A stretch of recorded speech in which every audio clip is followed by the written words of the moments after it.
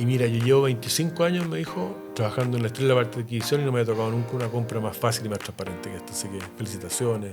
Yo tengo identificados como 5 factores de éxito, pero quizás si el factor más importante es uno encabezado por la excelencia. Nosotros buscamos la excelencia concho desde el principio. Los socios en una empresa, esto es bueno decirlo para gente que está partiendo y todo, que es como igual que el matrimonio. O sea, uno tiene que tratar de encontrarse pares. Si uno tiene valores humanos firmes y donde, por ejemplo, la honestidad es intransable, y resulta que tu partner no piensa lo mismo, entonces los cortocircuitos van a saltar por todos lados. Bienvenidos a un nuevo capítulo de Líderes con Propósito. Soy Gianfranco Rigoni y hoy tenemos un tremendo invitado. Es un líder que ha sabido transformar algo tan cotidiano como es el chocolate en una verdadera experiencia. Jorge Macay, muchas gracias por estar acá, Jorge. Feliz, pues gracias por la invitación. Jorge es ingeniero comercial, trabajó en Chile Tabaco, en el mundo del vino y también en la empresa de su familia de ese entonces. No solo creó una marca que elevó el estándar en Chile del chocolate, sino también demostró que el diseño, la calidad, la coherencia y la pasión se pueden convivir en un rincón de la empresa.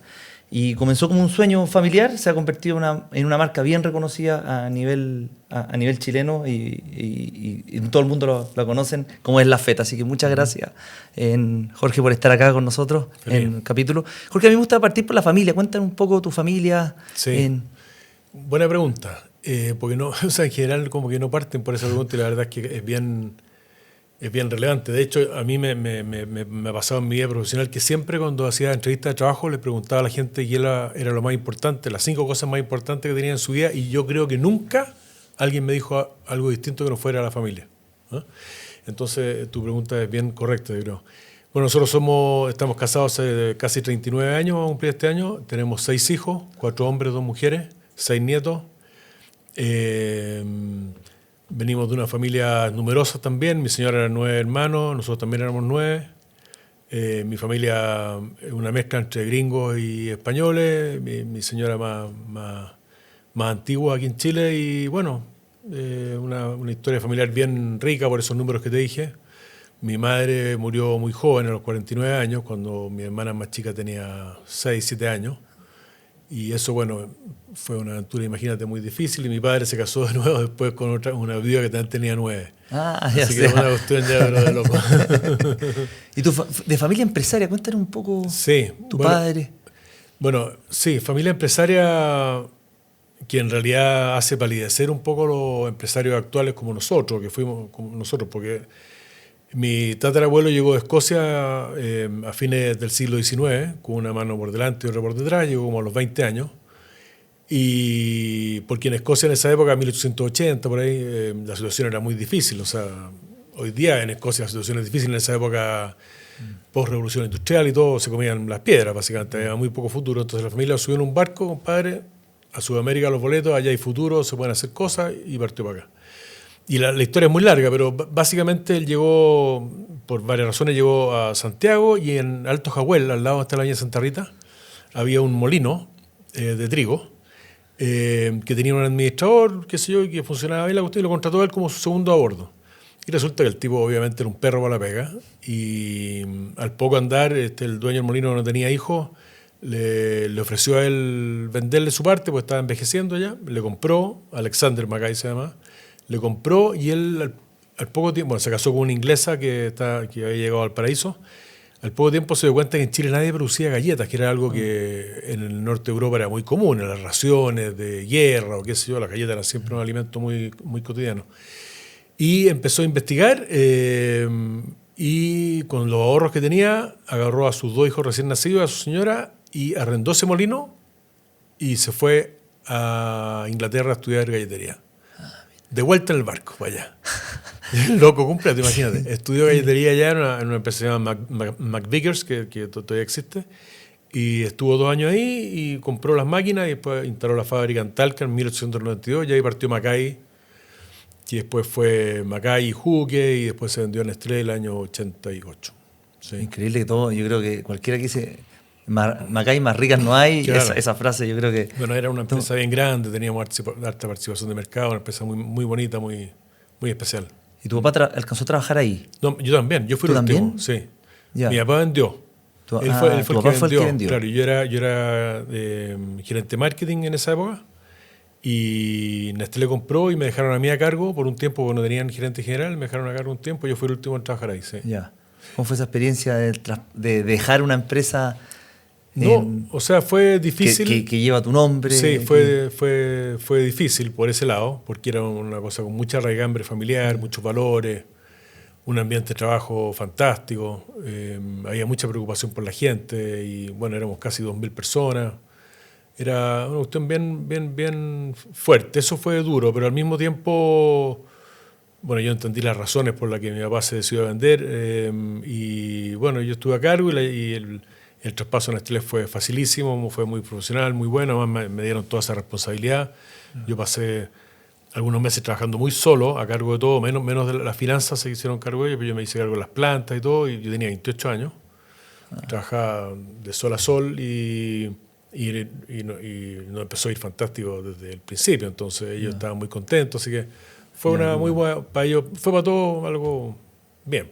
Ya. ¿Y tú pero fue duro dejar la sangre ahí en el camino. Yo creo que algo, tanta historia. Sí. No, y todo el cuento de los viejos para atrás y todo eso, entonces para mi papá fue muy difícil, yo creo. ¿Y se arrepintió algún momento de haberla vendido? Mira, yo nunca lo hablé directamente con él así, pero yo pienso que no, porque ser capitán después de la batalla es fácil y era un momento muy difícil. Estaba mi mamá, como decía antes, estaba muriéndose. Venían las elecciones del año 89, a lo que mi papá le tenía su cierto susto, que pudiera volverse para atrás la cosa como había sido antes. Tenían que, producto de la crisis de los 80, los bancos se habían hecho de parte de propiedad de la empresa por la devaluación que hubo en esos años, y ya la empresa la había ido bien, la habían logrado levantar, la habían modernizado y todo, entonces los bancos dijeron, ya listo, ahora ustedes asumen la deuda y siguen ustedes pegando para adelante. Entonces mi papá se enfrentó a mi mamá muriéndose con ella a cargo de 9 hijos, yo era el mayor, tenía 28 años. Después, este susto que tenía con las elecciones, y tercero, tenía que firmar deuda para seguir peleando para adelante, cosa que entonces se les juntaron todos los... Y llegó Nestlé, que hizo una oferta que parecía razonable en ese momento, y dijo, ¿sabes qué más? Yo en realidad no puedo. Y yo no tuve la madurez, o no sé, y no le... Me llamó a la oficina a mí para contarme, no le llevé la contra, ni le quise ver otras luces, pero... Porque también yo me ponía un poco en su lugar y veía como que... Sí, a lo mejor era emocionalmente también. Mejor zafar, sí, era difícil. Sí. Después, Jorge, después de haber salido de la universidad, ¿cuáles fueron tus primeros trabajos? Mi trabajo después de la universidad fue Chile Tabaco. Chile Tabaco, ahí partiste en Chile Tabaco. Ahí partí trabajando, sí. Bueno, primero trabajé en la universidad, trabajé en Walter Thompson en la universidad, trabajé en la fábrica en la universidad también, y después Chile Tabaco, trabajé un par de años, y después me fui a Macay, porque bueno, la idea era ver la posibilidad de sacarlo adelante, todo, y mantenerlo en la familia, toda la cuestión. Ahí me quedé con Nestlé un tiempo. Después me fui y hicimos un emprendimiento difícil que no resultó, que fue una fábrica de muebles de exportación. En ese tiempo estaba la Fundación Chile promoviendo agregarle valor a las exportaciones, entonces estaba el área del salmón y el área de la madera y un par de cosas más. Nos metimos en eso, que ahí hicimos una fábrica preciosa, estuve como 6, 7 años ahí tratando de sacarla adelante, no hubo caso, terminamos vendiéndola. ¿Y qué crees tú que pasó ahí? No, es que no teníamos las ventajas competitivas de la madera. Bueno, nosotros trabajábamos pino radiata, que es una madera seminoble, digámoslo de alguna forma, para ser producto terminado, y nos empezaron a competir en maderas asiáticas blancas también, de mucho mejor calidad, más duras y más baratas. Y para nosotros era muy difícil competir, además con mano de obra que más barata para ellos y todo. Y así llegamos a exportar 15 contenedores mensuales de 40 pies de producto ready to assemble, así que iban los muebles en su caja con las instrucciones y todo, era una complejidad. Tipo IKEA. Igual, eso. Era una complejidad enorme y lo hacíamos y todo, pero la rentabilidad no llegó nunca, así que chao. Y ¿Eso lo hiciste solo o con alguien más? No, eso era claro, yo básicamente solo junto con el equipo que armé, pero eran fondos de mi familia, más algunos amigos. Y bueno, y después hice otro emprendimiento más que se llama Vitec, que hoy día existe como empresa, que es una empresa de codificación y embalaje industrial, qué sé yo, con unos amigos, con la familia Ditborn. Y después me metí en el mundo del vino. Ahí estuve hartos años en Errázuriz, Caliterra, La Viña Sutil, qué sé yo. ¿Y ahí cómo fue la experiencia del vino? ¿Te tocó viajar harto? Sí, demasiado, sí. a toda la gente que trabaja en el vino, si el vino se vende Sí, afuera, así que era... sí.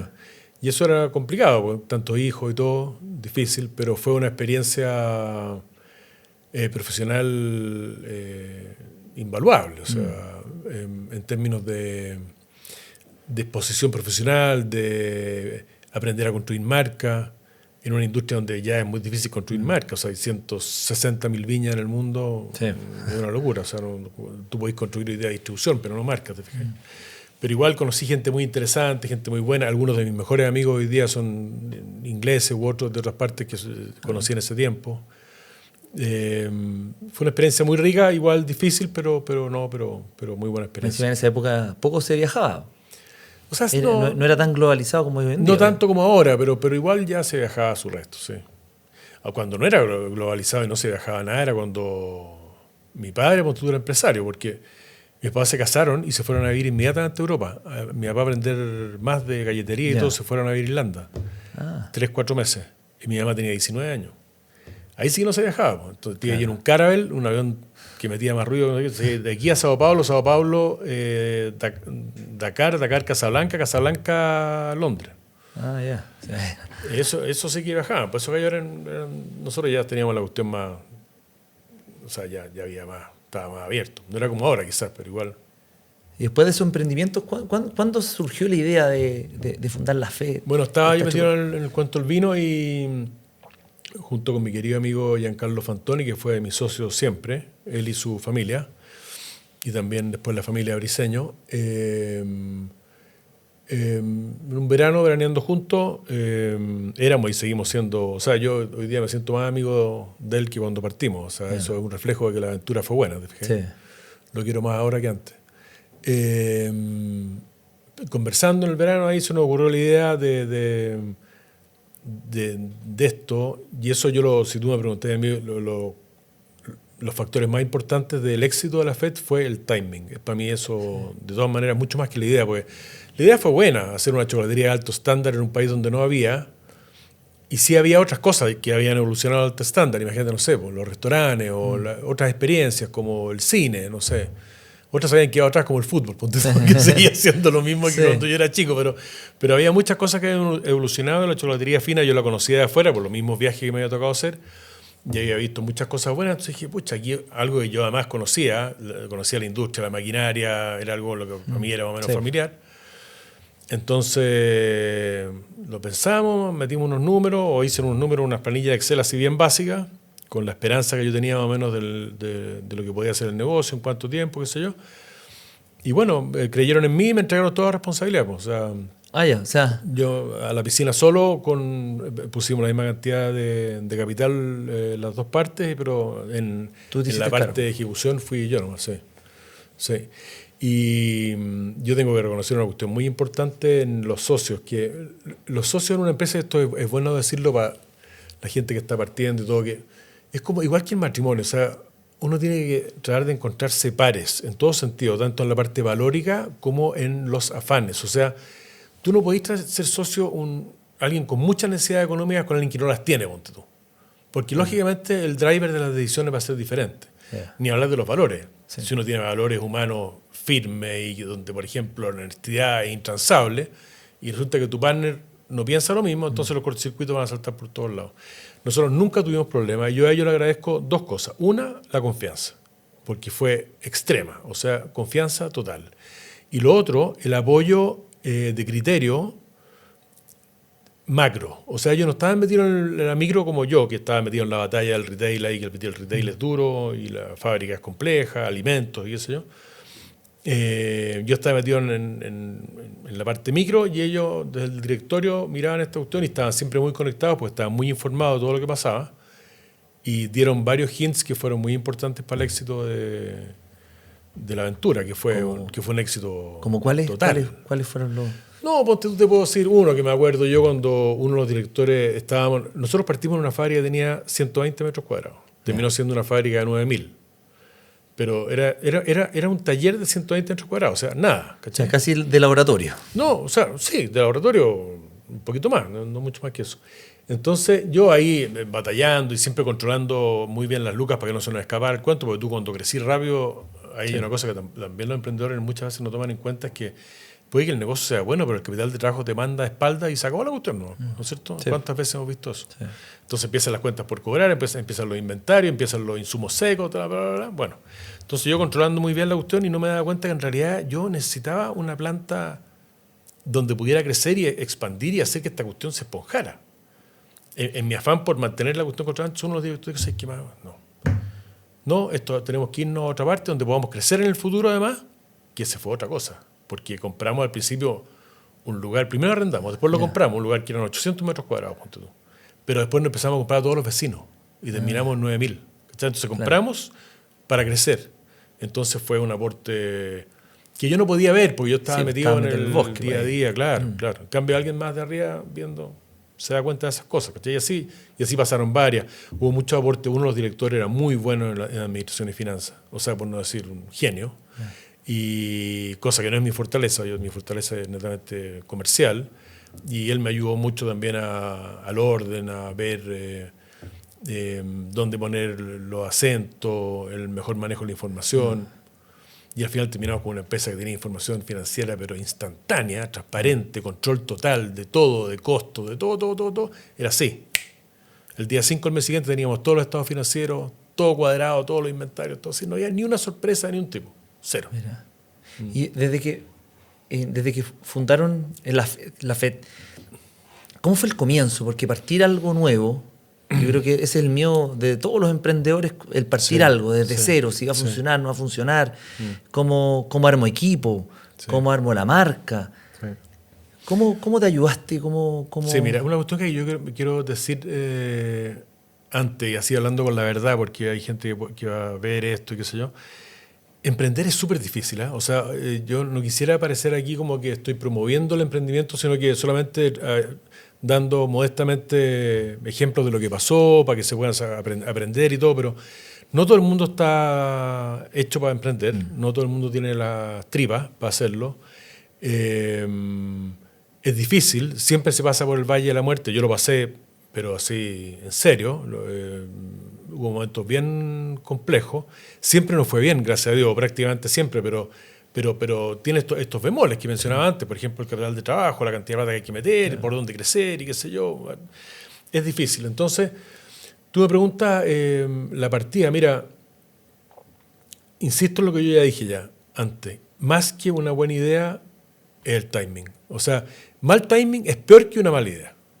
La idea nuestra era buena, pero tampoco era una cuestión tan sofisticada, te fijas, sino que era hacer algo bien hecho. Pero el momento nos ayudó. Era el año 2006, el país estaba creciendo, había entusiasmo y apertura por cosas nuevas. Claro. Había más apertura de la gente a la autoindulgencia. En un país tan históricamente austero como este, la gente estaba más abierta a gastar más. Etcétera. Entonces, bueno, yo partí con la planificación, hice más o menos el diseño de lo que me imaginaba como proyecto, hice la planilla Excel y todo, y ahí apareció algo que es muy bueno en la vida, que es tener buenos amigos. Entonces yo tuve amigos que me ayudaron mucho.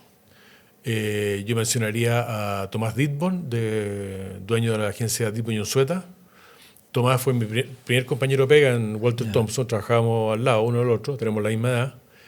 Y Tomás me ayudó en todo lo que fue el diseño de marca y todo eso, la conceptualización, la marca misma, etcétera. Después estuvo la Lilian Allen con su equipo, que me ayudaron en la parte de arquitectura de los locales, cómo darle sentido a esto, cómo cuadrarlo con lo que ya Tomás había hecho, ¿cachai? Cómo complementarlo.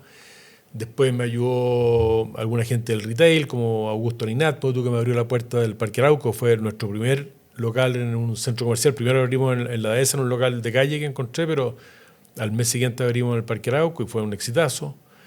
Entonces tuve amigos que gratuita y amistosamente me ayudaron a complementar una idea que yo tenía más o menos dura. Ellos la suavizaron, redondearon, le dieron sentido estratégico, encontraron las ventajas competitivas que podíamos desarrollar.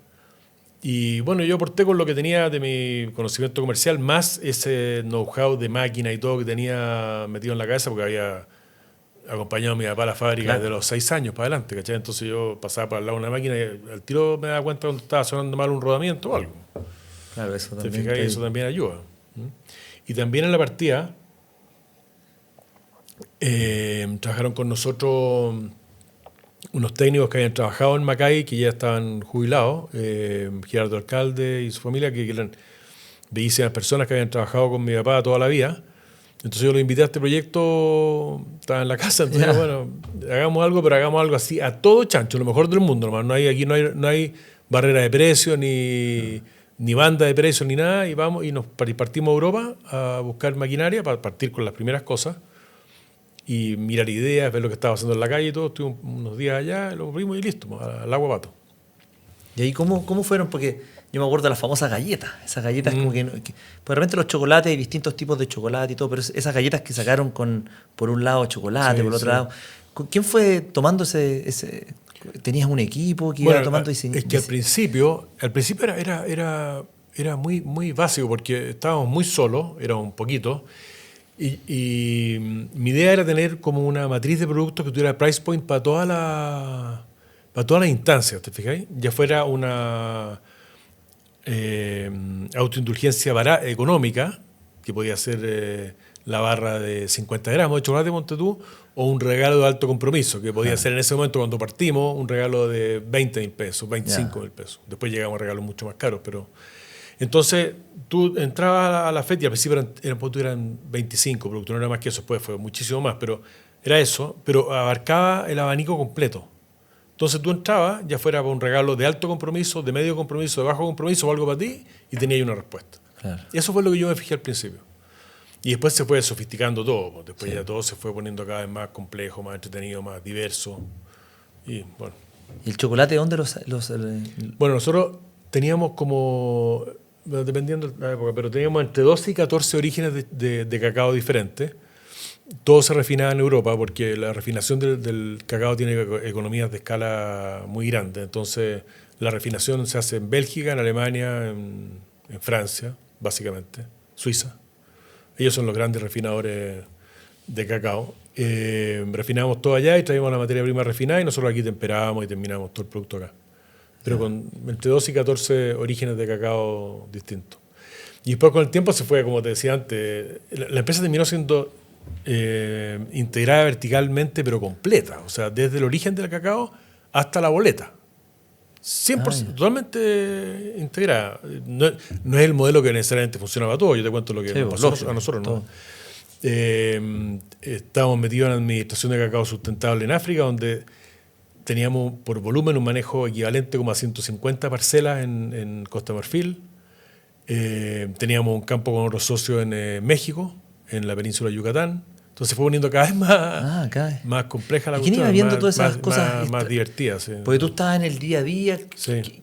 ¿Cómo trabajaban toda esa estrategia de tener un campo acá, un campo allá, de ir variando? Mira, ¿Cómo yo creo que era se llega a eso? Apertura total al beneficio de trabajar en forma colaborativa, diría yo, con los proveedores. Fuimos desarrollando muy buenos proveedores, gracias a los cuales, o sea, parte importante del éxito se lo debemos a ellos también, porque hicimos una cuestión juntos. O sea, pasó algo muy curioso. Fíjate que la FED terminó siendo, cuando nosotros vendimos eran 56 locales, 750 personas.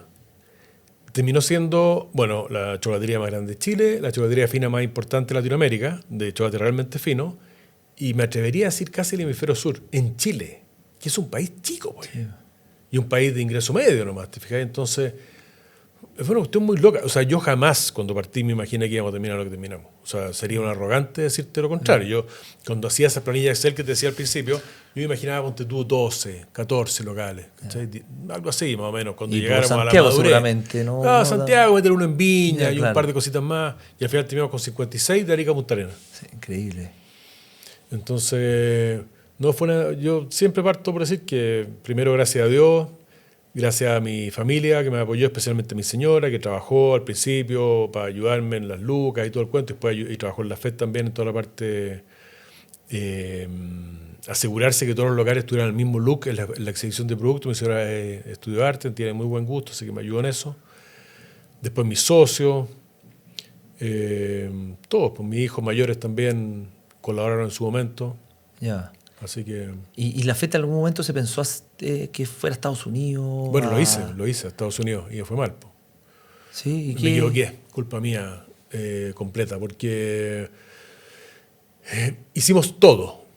O sea, todos los permisos, FDA, todo el cuento. Abrimos un local en Atlanta, en el centro comercial de más flujo de toda la costa este de Estados Unidos. Conseguimos un local ahí, lo armamos, lo llevamos en un contenedor desde acá, lo hicimos en Chile, lo llevamos en un contenedor de aquí. Mandábamos el producto overnight en Delta, embarcábamos aquí a las 6 de la tarde y a las 5:30 de la mañana retirábamos del aeropuerto allá derecho al local, ¿no? O a la bodega que estaba al lado del local. Pero me equivoqué en el lugar, fíjate, me equivoqué en la zona geográfica. Porque en Estados Unidos, claro, el consumo de chocolate es un poco más alto que acá, o sea, es bastante más alto que acá, pero es chocolate barato. La gente vive más sola, hay menos instancias de regalo. Cuando a ti te invitan a comer, si es que te invitan, pasáis por un supermercado, te compras una botella de vino a la rápida nomás. Entonces debiéramos haber buscado un lugar más cosmopolita, más abierto a la experiencia culinaria, con mayor exposure internacional, te fijáis, con un poquito más de... Y además a nosotros nos tocó en esa época que vino como el colapso en Estados Unidos, o semi-colapso de los centros comerciales por la batalla con Amazon y con toda la venta de libre. Y Atlanta es una ciudad que tiene mucho problema de tráfico, entonces para pegarte el pique al centro comercial que te demoráis 45 minutos y todo, en vez de pedir algo por Amazon, o sea, era muy difícil competir. Bueno, y dimos la pelea un par de años y al final decidimos volvernos nomás, porque aquí seguíamos creciendo, entonces era una desviación de esfuerzo y de recursos enorme. Pero yo me equivoqué de haberlo hecho quizás en Estados Unidos igual, con el mismo esfuerzo e inversión y todo lo que hicimos, que fue una locura, pero en otra parte. ¿Y les costó tomar la decisión de cerrar allá? No tanto. ¿Cómo fue eso? No, que sabes que cuando uno empieza a ver que la cuestión no funciona, hay que cerrar los ojos mientras, aunque duela, lo antes posible. Porque si no, después todo es para peor. Y nosotros aquí seguíamos creciendo mucho, muy fuerte, como te decía antes. Entonces, no dan, pues, no da la capacidad de gestión, no da la parte financiera, no era ningún brillo. Nosotros no estábamos acostumbrados a perder plata y allá no estábamos perdiendo. Estados Unidos es un país caro de comercializar productos, un país caro. Pero bueno, hicimos, no olvides la cantidad que trabajamos, el esfuerzo que fue y todo, fue un aprendizaje maravilloso, pero yo creo que me equivoqué en el mercado. Subestimé la complejidad del análisis del mercado, lo debería haber analizado con un poquito más de cuidado. ¿Y todo lo viste tú también? Todo eso. Sí, bueno, teníamos unos socios que tenían oficinas allá, unos amigos míos, pero éramos nosotros principalmente los mayoritarios y yo me encargué del proyecto de Estados Unidos. Sí. ¿Y vieron otros países o después de eso dijeron...? No, es que mira, siguió, como te decía yo, la locura esta, la vorágine aquí, que apenas nos daba con la fábrica para cumplir con todo lo que estábamos haciendo, y yo creo que efectivamente había varios lugares donde podríamos haber crecido, pero ahí después se vino el tema de la venta y qué sé yo. Bueno, vino entre medio el estallido, después la pandemia y después vino la venta. Sí. Hablaste de los proveedores, que es sumamente importante, el potencial, porque al final son socios estratégicos. Sí. ¿Qué fue lo que más les ayudó? ¿Cuál crees tú que fue las claves para poder tener buenos proveedores, para tener proveedores que estén alineados con tu negocio? Sí. Mira, hay que tener un pequeño cuidado ahí en el sentido que es como una frase hecha decir que los proveedores son tan importantes, hay que estar aliados con los proveedores. Una cosa es decirlo y otra cosa es hacerlo. Yo creo en el concepto, por supuesto, pero nosotros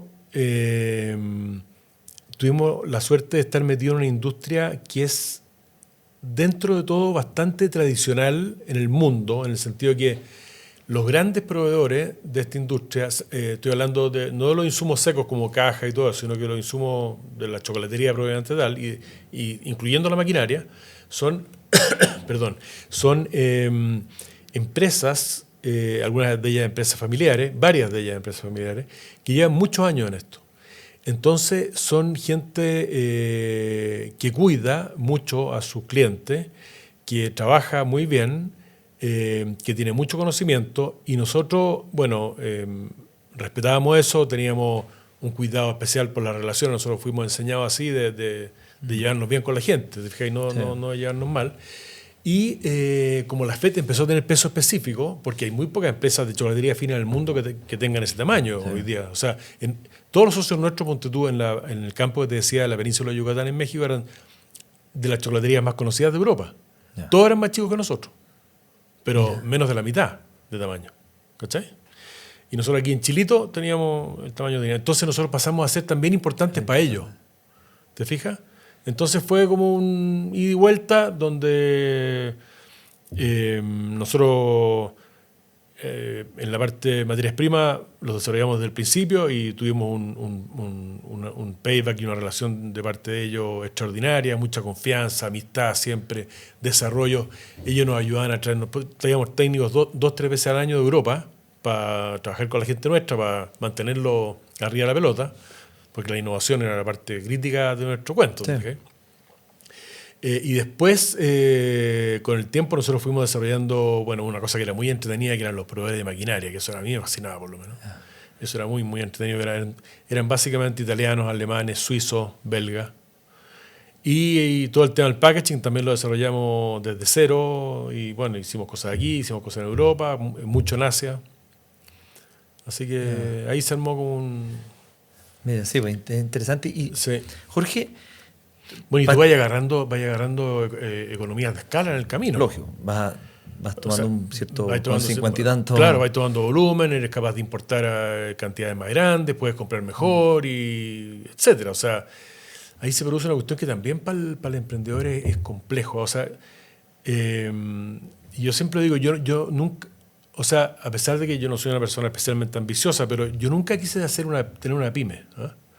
Pues yo no tengo, por supuesto, nada contra las pymes, al contrario. Pero la pyme tiene un problema que a mí me produce cierto problema, es la dificultad de conseguir economías de escala, o sea, ser eficiente en términos de costo, etcétera.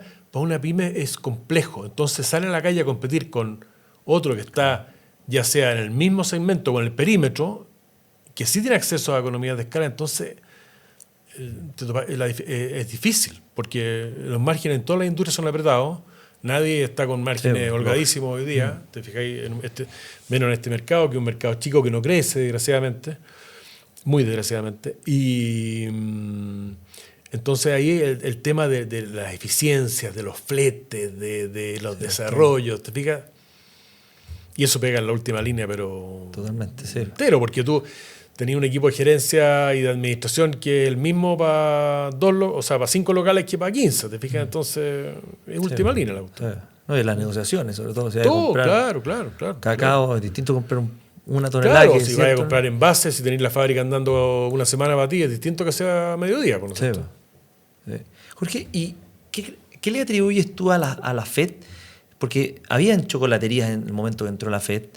No quiero irme como a la calidad de chocolate, pero ¿qué crees que diferenció a la FED de posicionarse en un mercado que tú mismo lo dijiste, no crece, es poco reducido, pero tomó un lugar y fue creciendo y comiéndose mucho mercado? Sí, bueno, el mercado, mira, más que se lo comió, el mercado, la FED nosotros lo tuvimos 16 años y en poco más de 10 años se duplicó el mercado de chocolatería fina. Y nosotros nos quedamos con poco más del 50% de market share del total. O sea, nos llevamos el crecimiento y los otros crecieron a la cola nuestra un poco, algo por lo menos. Y bueno, básicamente eso. Nosotros vimos que estaba el espacio ahí de... ¿Cómo decirlo para que se entienda bien? Si tú me dices a mí... Yo tengo identificados como 5 factores de éxito, pero quizás el factor más importante es uno encabezado por la excelencia. Nosotros buscamos la excelencia concho desde el principio. Y la excelencia no es un bien o un valor que sea muy recurrente en Chile, desgraciadamente. Si tú te fijas, todos sabemos que las cosas se hacen más o menos aquí nomás. En vez de buscar hacer las cosas bien desde el principio, se hacen a media y al cliente se le trata mal, independiente que te vaya a gastar, no sé, 500.000 pesos en una gran tienda, igual te van a tratar mal. Nosotros buscamos la excelencia concho por todos lados, nos equivocamos, por supuesto, muchas veces, pero siempre fue nuestro afán la búsqueda de la excelencia in extremis. Yo creo que eso fue una cosa muy importante, y eso incluyendo la calidad, incluyendo el diseño, la innovación, y bueno, después hubo otros factores como el propósito y el involucramiento de los socios, los valores. ¿Cuál es el propósito de la FED? Teníamos como un multipropósito. Un propósito muy principal era hacer felices a nuestros clientes. Yo diría que era como un propósito con 3 patas. Hacer felices a nuestros clientes, que nuestra gente creciera con nosotros y tener buena rentabilidad.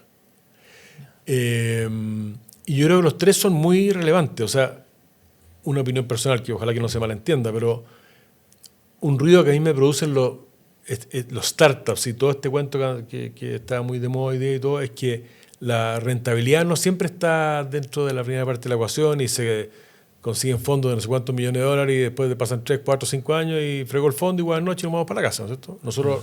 Para nosotros la rentabilidad, nosotros fuimos rentables el séptimo mes. El séptimo mes de partida, la empresa era azul. ¿Cachai? Entonces era un driver muy importante. Sí. Nosotros teníamos que ser rentables porque, o sea, principalmente yo vivía de esto, ¿cachai? Y mi gente vivía de esto. Nos preocupamos, hicimos todo lo posible por pagar bien. La gente teníamos bonos, capacitábamos muchísimo, mucho. Había mucha chimenea adentro de gente que podía... Yo tenía colaboradores al lado mío en el departamento de marketing, porque que eran niñas que habían partido en la línea de envasado. O sea, y te puedo dar varios ejemplos. No te voy a decir los apellidos, pero te puedo decir a la Jessica, la Delmira, la Catherine, niñas que trabajaban ahí en puestos súper importantes, de mucha responsabilidad, y que tuvieron su oportunidad para cambiar la vida. La supervisora, la Valeria, la otra Jessica. Entonces, gente así maravillosa, que era una empresa que éramos 750, en la cual el 85% eran mujeres. Lo que le da una complejidad mayor también, porque había que cuidarlas más. Sí. Muchos hogares monoparentales, entonces tenían responsabilidades grandes. Tenía como una empresa como multipropósito, porque estábamos preocupados de la gente, de los clientes, de que fuera rentable, pero al mismo tiempo teníamos este cuento de los productores de cacao, donde estábamos preocupados de ellos, de que fuera cacao sustentable. En Costa de Marfil, como tú, que bueno, yo en el lugar más pobre que he estado en mi vida,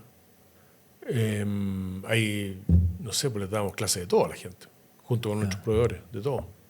Desde temas relacionados con el SIDA hasta el rendimiento por hectárea de las plantaciones, o sea, ayudando en todo lo que pudiéramos. Además de pagar bien, pagar justo, pagar al contado. Claro.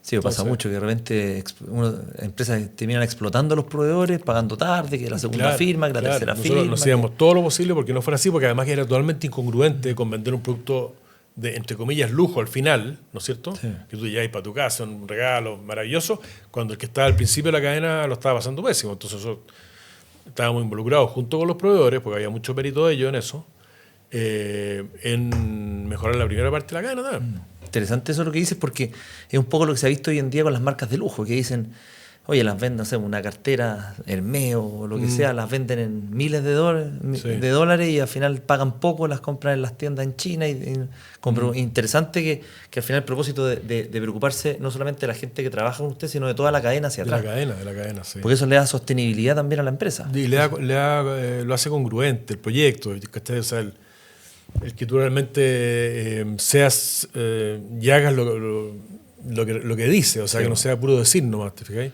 Ser y parecer. Ser y parecer, y además ganas validación interna con tu gente, que ese otro factor que creo yo de éxito nuestro, que teníamos un set de valores escritos, que todos teníamos en el escritorio, toda la gente que trabajaba lo tenía impreso, yo mismo me encargué de imprimirlo y plastificarlo. ¿Cuáles eran? Que eran valores que pasaban por encima de todo lo que hiciéramos, ¿te fijáis? Entonces, por ejemplo, valores como el respeto. Respetar a todos, internamente, afuera, qué sé yo. Otro, los clientes son nuestros ángeles. Nosotros vivimos de los clientes. Entonces, cuando entra por la puerta, es un ángel, no es un cliente. ¿Te fijáis? Sí. Entonces, y eso transmitirlo, ¿no? O sea, enseñarle a las niñas en los locales, y así, bueno. Después, mientras más difícil, mejor. O sea, si había una cuestión realmente complicada, eso había que hacerlo. Por ejemplo, abrir un local en Punta Arenas, que tenía rentabilidad dudosa. Finalmente fue rentable y nos fue bien y todo, pero al igual que el local de Estados Unidos, hicimos el local aquí en Santiago, lo llevamos prehecho y bla, bla, bla, pero ¿cómo no íbamos a estar en Punta Arenas? Además de que a mí me encantaba Punta Arenas, pero ¿cómo no íbamos a estar de Arica a Punta Arenas? Productos difíciles, mientras más difíciles mejor. Equipos difíciles, mientras más difíciles mejor. Y es una forma de diferenciarse, además. Después está la diferenciación, está la importancia del diseño, que fue eso que te dije yo que partimos desde el principio, la importancia del diseño. Que es un poco lo que tiene Apple, que las cajas, como todo pensado. Todo pensado. Nada es así al azar, o era al azar. Nada. Cero al azar. Después, bueno, el tema de la excelencia, eso era como un paraguas que estaba encima de todo. Eso, básicamente. ¿Y cómo capacitaban? Porque teniendo 700 personas trabajando con ustedes y con todos estos valores, ¿cómo los capacitan? ¿Cómo es el proceso? ¿Qué fue lo más complejo que les tocó? Porque es difícil, uno tiene una empresa de repente de 20, 30 personas y que todos estén alineados cuesta. 700 personas y más encima repartidos por todo Chile. Pero mira, la verdad es que yo no lo encuentro tan difícil. ¿Eh? Si uno está convencido del valor de algo así y la gente empieza a percibir que los grandes beneficiados son los que reciben la capacitación, pero de veras, o sea, no una capacitación como por cumplir con el CENSE, pues, sino que porque tú no sacas nada con esa capacitación hoy día y nunca más repetirla porque la cuestión se pierde que ahí esto era recurrente. O sea, ponte tú, para nosotros una capacitación crítica era la capacitación de servicios locales. ¿No es cierto? Sí. Porque ahí tú marcabas la diferencia. Claro, entonces tú no sacabas nada con hacer todo bien y que te trataran como un delincuente cuando entraras en un local a gastarte 25 lucas en chocolate, o sea, ninguna posibilidad. Entonces teníamos un equipo que en un momento lo lideró una de mis hijas que lo hacía muy, muy bien. Capacitación de Arica a todos los locales, de Arica a todos los locales. Y las supervisoras a Santiago, las jefas de locales a Santiago por lo menos 2 veces al año, todas. 4 o 5 días aquí, aprendiendo de todo, metidas en la fábrica, estando con nosotros. Y bueno, yo era el jefe y yo al final parecía de esos compadres con la flauta y la culebra, así, cada vez trabajaba menos y hablaba más. Claro. ¿Verdad? O sea, transmitiendo valor, diciéndole la importancia de hacer las cosas bien, del orgullo en el trabajo bien hecho. Hacíamos competencia entre los locales todos los meses, ya sea de Mystery Chopper o de lo que fuera, pero todo el tiempo manteniéndolos motivados, que nos vieran encima. Ese era uno de los desafíos más grandes, pero es más que difícil, yo lo encuentro desafiante, no sé cómo. No. Sí, pero además que era parte de nuestro legado, o sea, si nosotros queríamos cambiarle la vida, como te decía al principio, a la gente que trabajaba con nosotros y que ellos crecieran y todo, entonces la pasada por la FED no podía ser gratis, pues no, como que no pasaba nada, trabajé en la FED 2 años y ¿qué te quedó? No me quedó nada, soy el mismo antes. No. Entonces no estábamos cumpliendo con el sueño, ¿te fijas? Sí. Entonces, Jorge, ¿en qué momento llegó el tema de la venta? ¿Ustedes la buscaron? ¿Lo buscaron a ustedes? ¿Cómo fue el...? No, mira, nunca se hizo la empresa para vender, a pesar de lo cual ya había habido 2 intentos de comprarnos antes, de otra empresa.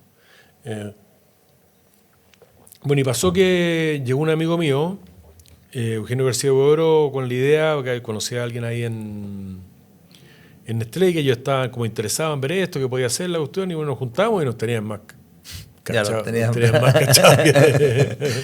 Ya lo estaban sapeando hace rato. Nos tenían muy cachados, claro. Yo me creía la muerte porque pensaba que nadie nos tenía cachados, nos tenían muy cachados. Y bueno, fue muy fácil porque nos juntamos, no sé, 2 veces y como te decía al principio, como nosotros teníamos la empresa tan ordenada, además de que era una empresa con muy buenos resultados y transparente, no teníamos inventario obsoleto, no teníamos deuda. ¿No tomaron deuda? No, en algún momento tuvimos, pero cuando ya hace varios años no teníamos 0 deuda. Teníamos una fábrica hipermoderna con maquinaria funcionando a todo gas. Nosotros nunca tuvimos inventario, ponte tú, siempre estuvimos, desde que partimos del primer día, con los inventarios de productos en proceso y productos terminados calzados con la venta. Nunca tuvimos, no sé, más de 15 días de venta. Siempre fue tal el manejo que llevamos tan cuadrado que el producto estaba ahí, lo que estaba era... ¿Y no había productos que de repente no se vendían? Nada. Siempre era todo calzado, se iba todo. Y además que eso implicaba que tenía mucho menos inversión inmovilizada. Sí. Bueno, entonces resulta que el proceso fue muy fácil y llegamos a acuerdo de precio y todo. Entonces, bueno, lo conversamos nosotros, por supuesto, primero con los socios, a ver si queríamos vender o no.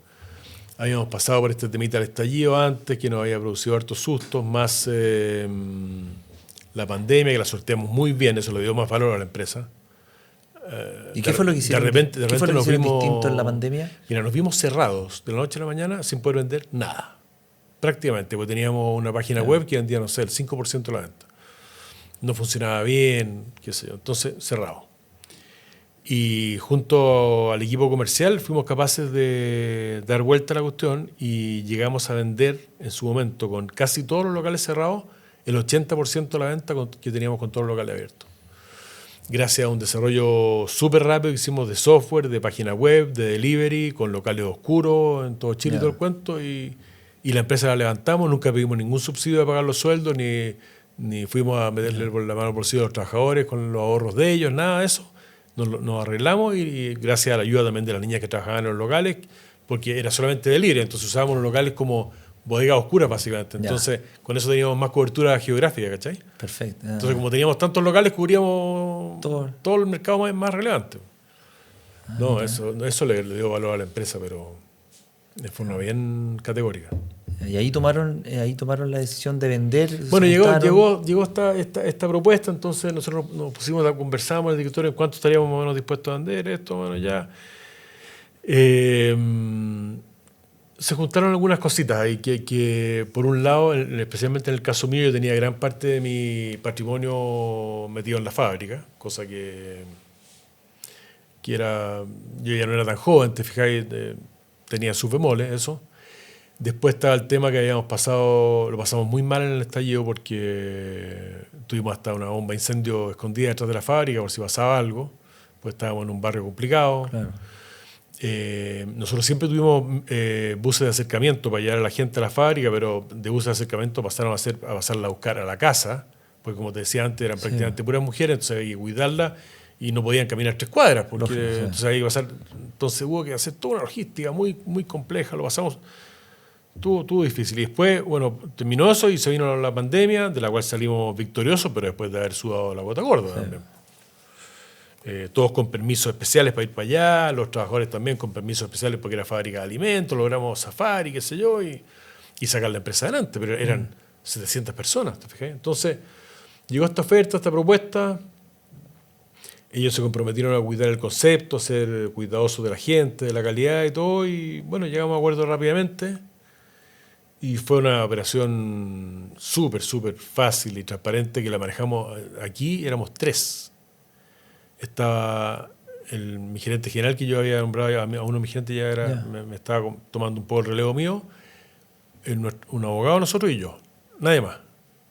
Entre los 3 contestábamos todo el due diligence, todo. Y ellos eran, no sé, 30, no sé cuántos, pero nos bombardeaban por todos lados y teníamos todas las respuestas ahí porque no había nada que inventar. Nada que... Entonces, bueno, esto no sé si lo he contado alguna vez, pero una cosa muy satisfactoria, gratificante que me pasó fue que después de que vendimos, qué sé yo, un 24 de diciembre en la mañana me suena el teléfono y me llaman de Nestlé Suiza. 24 de diciembre en la mañana, un ejecutivo de Nestlé Suiza que era el gerente de adquisiciones. Cosa más rara, ¿no es cierto? Un alemán, del cual me había hecho bien amigo de manera virtual, por Zoom, y después habíamos estado una vez juntos. Entonces, Jorge, mira, me dice, te llamo solamente para decirte feliz Navidad. Y mira, yo llevo 25 años, me dijo, trabajando en la parte de adquisición y no me ha tocado nunca una compra más fácil y más transparente que esta. Así que felicitaciones, qué bueno haber trabajado juntos. Mira, mejor regalo de Navidad. ¿Cuánto vale eso? Sí. ¿O no? Sí. Que la empresa más grande del mundo de alimentos te diga eso es como... Sí, como que valió la pena todo, todo el esfuerzo y toda la cuestión. Y la gente quedó bien, siguen prácticamente los mismos. Es distinto trabajar en una empresa con un dueño encima que una empresa más grande, pero bueno, es así. ¿Y a tus ojos sigue igual la fe? Tiene algunas cositas distintas, pero no necesariamente para mal, sino que distintas nomás. Pero bueno, cada uno es... Pero no sé, pero nosotros éramos guerrilleros, ¿cachai? Esta es una empresa más grande, que tiene que cuidarse un poco más, puede tomar menos riesgo. Está bien, pues cada uno en lo suyo. La toma de decisiones está mucho más lejos ahora que lo que estaba. Cortar el queque al tiro nomás y para adelante y chao. Ahora es distinto, pero sigue siendo una empresa maravillosa, con productos excelentes y Y le ha ido bien, Sí. muy bien, cosa que también es bueno, entonces. Uno ve chocolate en la FED en todos lados. En un cumpleaños siempre llega por lo menos uno Sí. con chocolate en la FED. Eso yo creo que eso que pensaste por tú en suerte. un principio, que haya regalo para todas las circunstancias que uno pueda tener, ya sea algo más comprometedor, no sé, para una graduación, como para un cumpleaños, como para un invitado a comer. Y eso yo creo que se logró súper bien. Se logró, sí, así es. Jorge, ¿y ahora en qué estás? Uy, cosas bien distintas. Porque, bueno, en parte del tiempo, poca parte del tiempo lo dedico a ver inversiones mías y cosas así. Y estoy básicamente dedicado a proyectos sociales. Estoy a cargo de un proyecto de la Fundación La Rosa. Estoy haciendo un emprendimiento para ayudar a sacar adelante otra fundación que es el Banco de Ropa, que le damos ropa a gente de calle. No sé, este año irán a ser 15.000 personas que van a recibir 3 prendas cada uno, a medida. Sí. O sea, encuentran a alguien como tú, que puede ser extra large, ponte tú en el centro, que no tiene ropa, y que se les toman las medidas, lo acompañan con un café y qué sé yo, y a la semana siguiente llegan con 3 prendas. Bueno, y estoy ahí armando un proyecto para poder financiar esto, que pues le cuesta mucho financiarse a eso. También estoy algo metido en ayudando a la parte más de las ideas, trabajo en el IES, algo bien, cosas por el estilo, le doy más tiempo a los nietos también. Sí. Te cambiaron la vida, ¿no? Los nietos. Sí, pero los nietos son lo máximo. Sí. Lo máximo. Tratando de hacer más deporte. Eso, básicamente eso. Pues al final tú la FED, ¿cuántos años tenías cuando partiste la FED? 45. 45, increíble. No, harto. Sí, pues. Fue tarde. O sea, no fue tarde, fue tu sí, tu tiempo. Fue lo que fue. O sea, fue tarde en términos de edad propiamente tal y también por las responsabilidades que tenía yo en mi casa. Pero no fue tarde en términos de experiencia. O sea, si hubiera sido más joven habría cometido más errores todavía. Claro. ¿Cachai? Entonces, yo creo que por ese lado no fue tarde. Sí, que de repente mucha gente quiere emprender y quiere tener éxito cuando joven y todo, y de repente uno no está preparado. Cada uno está preparado y todo lo que se aprende en la calle. Si tú no parás nunca a aprender. Nunca. O sea, ¿hasta cuándo? Si todo el tiempo uno aprende mucho más de lo que es capaz de dar. Todo el tiempo. Sí. Permanentemente. Cada viaje, nosotros viajábamos mucho a mirar cosas afuera y todo. Cada viaje era como ir otra vez a la universidad. Oye, esta cuestión, y cómo no me había dado cuenta antes, esto, lo otro.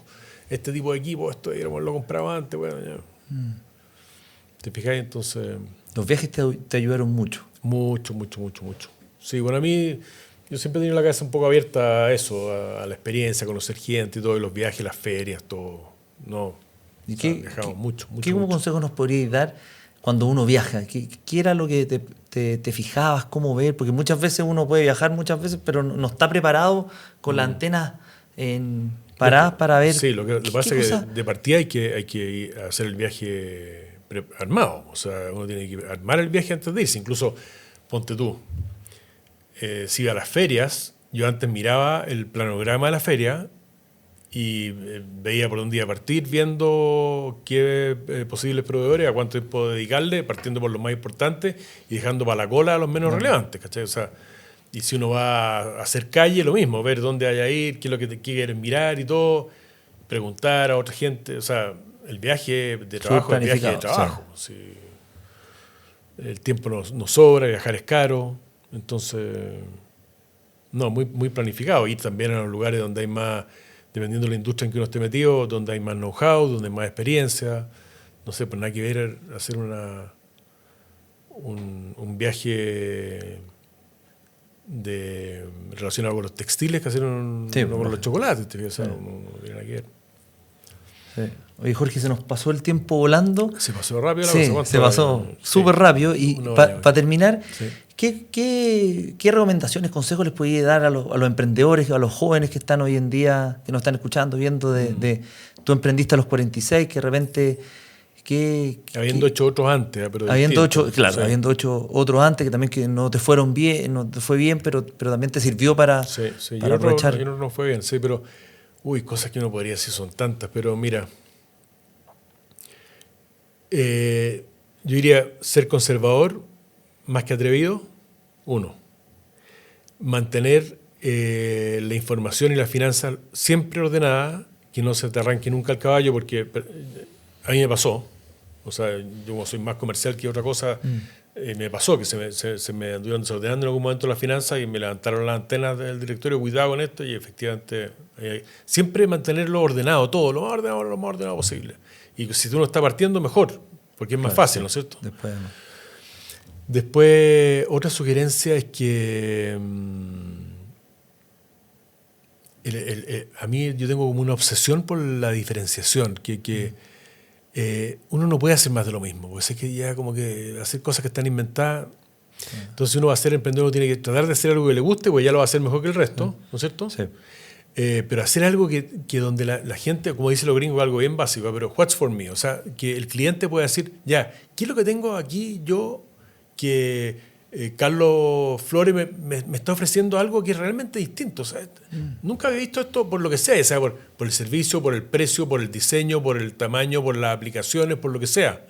Pero diferenciación, ser distinto, diferente, mejor, ¿te fijáis? También otra obsesión en lo que yo ya comenté, ya el tema de la excelencia, hacer lo que sea, pero hacerlo bien. Sí.